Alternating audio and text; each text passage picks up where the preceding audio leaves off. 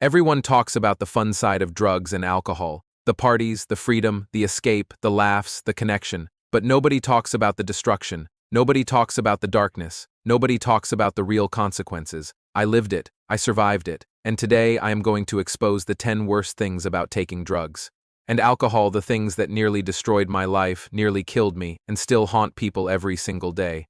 This video may shock you, it may scare you, it may wake you up, but it might also save your life. Let's begin. The first thing, and this is a big one, is the illusion of relief. That first hit, that first drink, it feels like magic. Your anxiety melts away, your fear gets quiet, your mind slows down, and your body finally relaxes. You feel normal for the first time in what feels like forever, but that relief? That sense of peace and calm? It's all an illusion. You're not actually relaxing, you're just numbing yourself. You're shutting down your nervous system, not healing it. And the worst part is, the moment that drug or drink wears off, your anxiety comes roaring back, 10 times stronger than before, because now your brain knows there's a shortcut to feeling numb, and it will beg, plead, and scream for it. That so-called relief becomes its own addiction, a trap that gets harder and harder to escape. Number 2 is the slow destruction of your identity. Drugs and alcohol don't steal your life all at once. They're much more subtle than that. They steal it piece by piece. First goes your confidence, then your personality starts to fade. Your ambition, your self-respect, your dreams for the future, they all get chipped away, one by one. One day you wake up, look in the mirror, and you barely recognize the person staring back at you. You're living in a body that feels foreign, a mind that feels hijacked, a life that feels like it belongs to someone else entirely.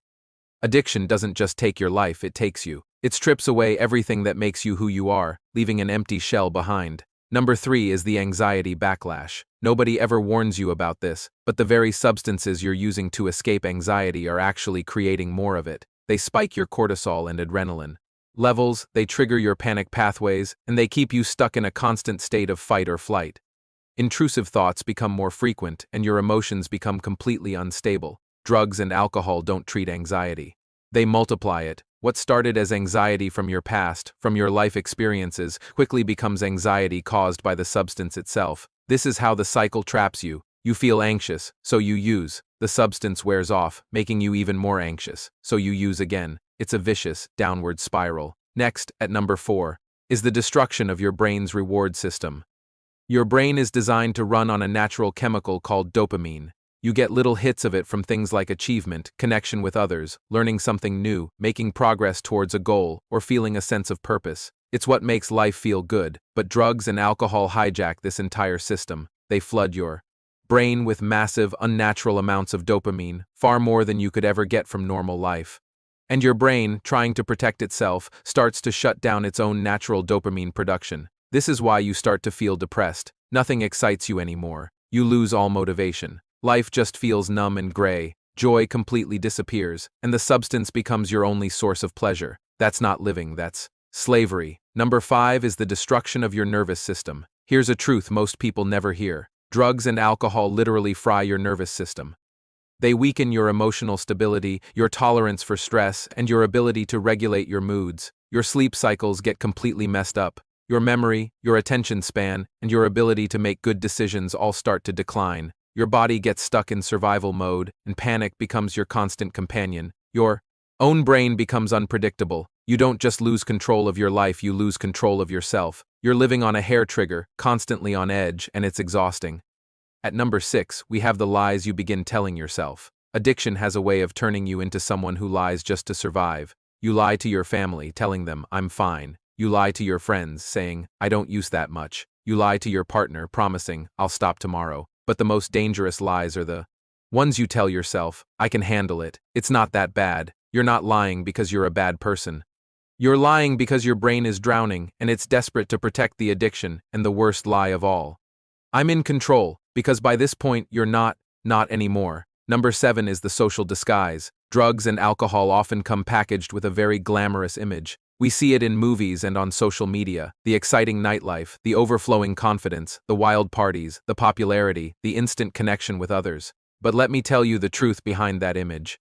The laughter is fake. The friendships are shallow, built on nothing more than using together. The bonding is temporary. The confidence is purely chemical, and it vanishes as soon as you're sober. All that fun is just borrowed from your future happiness. Behind every so-called party lifestyle is someone who is breaking apart on the inside. I know, because I was one of them. Number 8 is the physical health collapse. People seriously underestimate the physical damage that these substances cause.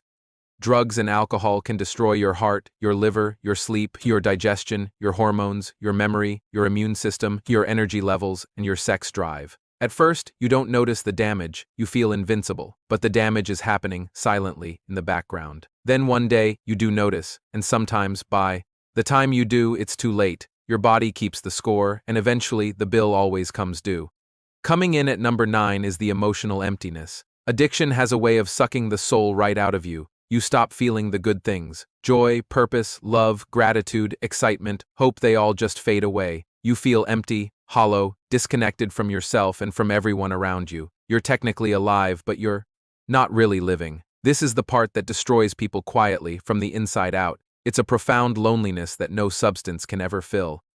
And finally, number 10, the collapse that changes everything, because there is always a collapse, always. For me, it was nearly dying at 24. The overdose, the sheer panic, the terrifying feeling of this is it. This is how I die. For other people, the collapse looks different. It might be losing a relationship, losing your health, losing your freedom, losing your dreams, or completely losing yourself.